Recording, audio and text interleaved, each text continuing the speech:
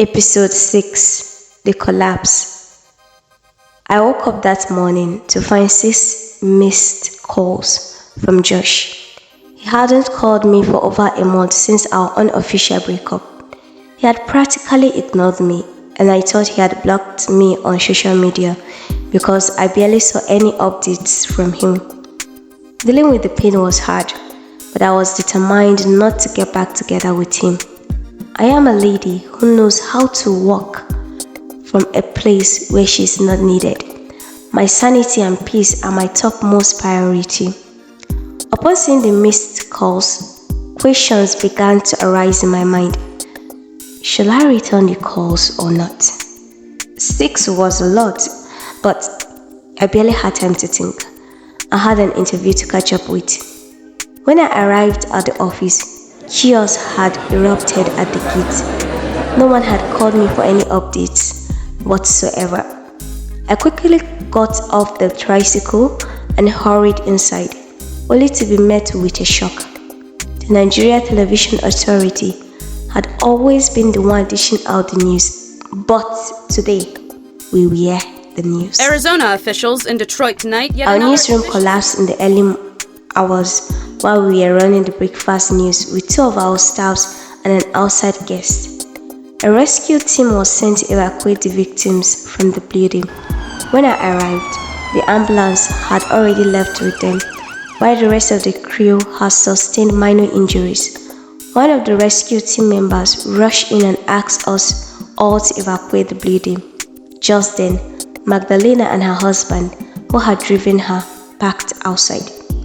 It was evident that they also had new news about the sudden collapse. I was deeply shaken as I was supposed to host the morning breakfast show before being called upon the previous night for a reshuffle.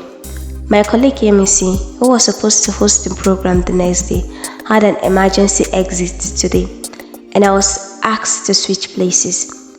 I stood dumbfounded as Magdalena reached out to me and rushed me out of the building. The very moment we all successfully moved out, one side of the building collapsed. There was a trigger, but no one knows where it came from. While we all stood devastated by the collapse, a message was sent to all staff to convene at the government house. Maxwell drove us there. I could not gather myself as I was literally paralyzed. That could have been me in there, was all I could utter. At the government office, we were directed to the conference room where the governor of the state and the director of NTA office Sokoto addressed the staff. After a brief meeting charging us to stay clear of the building for the time being and discharging us home, the director asked to see me. I exhaled. "Manuela, how do you feel?" he asked the moment we were alone. I'm shocked, sir," I replied, then quickly added, "But I am fine. You know, they came for you, right?" "Me?" I wasn't just shocked, I had goosebumps. The building didn't collapse due to natural defects. There was a trigger and it was targeted on the newsroom. Who did you offend? The question put me off balance. Offend? "I offend no one, sir," I replied. "Then you will investigate who did that." "Sir?" I called out, more of a question. "I am not an investigator, not a police. How can I?" "I have heard them sing your praises on how you go about sourcing out content. Unearth the truth for me."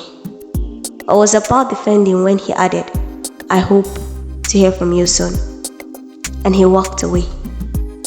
I couldn't believe this.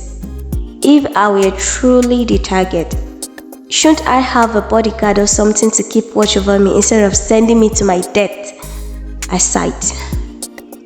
I returned home still unable to believe what had happened. Yemisi and the other 2 were still unconscious, and that could be me lying down there. But I couldn't help but feel it could have been much better than the task at hand. "Cast your cares on God, for He cares for you," was the verse that lay heavily in my heart I was terrified and for the first time did not feel the power of God that makes me believe I can do all things through Christ the Lord. I sat on the couch with teary eyes. God, I called, who could be after me? And for what reason?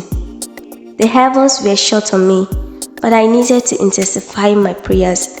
Now wasn't a time to cower in fear. I prayed for what seems like forever, but there was nothing. I was still there when I heard footsteps, and like a whisper calling my name, I was all attentive as I eagerly awaited hearing God give me a name or a clue. Instead, I felt a tap on my shoulders. I still refused to budge, thinking I was already in the second ring, until the second tap, which felt harder, like I was being slapped. Then I let my eyes open to find Magdalena standing at my heel. I looked at her face closely, trying to see if she would give me a clue, if at all what I experienced a moment ago was a dream or reality. Finding myself lying on the floor, soaked in sweat for praying for only God knows how many hours, I concluded it could only be a dream. I was silently praying that it was all a dream, but Magdalena didn't say a word. She just stood transfixed, looking at me. How did she even get into the house? I was starting to question if I could even separate my dream from my reality because at this point, I had no idea what was real and what was not.